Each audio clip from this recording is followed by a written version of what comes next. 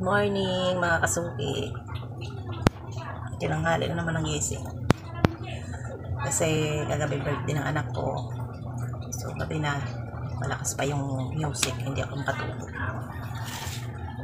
Kaya anong oras na ngayon na ako nagising. So tingnan natin kung ano nangyari dun sa labas. Sa lababo at kusina ko. Tingnan natin kung naglinis ba. Nagligpit ba bago nagsitulog. Ito, ayan. Bungad pa lang, ayan na. Bungad pa lang, makalat na talaga. Oh, di ba? Ito na yung lamesa. Kita nyo naman. Oh, ito na panis. Panis yung ating ano, wala na yung ulam dito. Ay, hindi ko alam, baka ininit nila. Tingnan nyo naman kung gaano kakalat yung lamesa ko, di ba?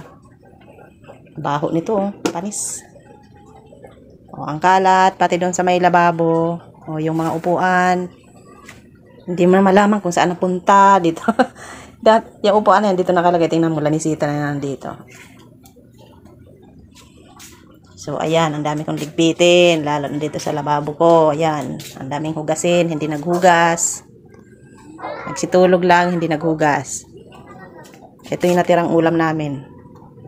Ininit siguro ng asawa ko. Ayan. Buti naman. So ngayon, magkape muna tayo kasi ang dami natin ligpitin. O, di ba? Uumpisa na tayo magligpit. Ang daming buti ng ano dito, oh. Soft drinks at saka yung ininom nila kagabi. Kain muna natin linisin yung ating lamisa.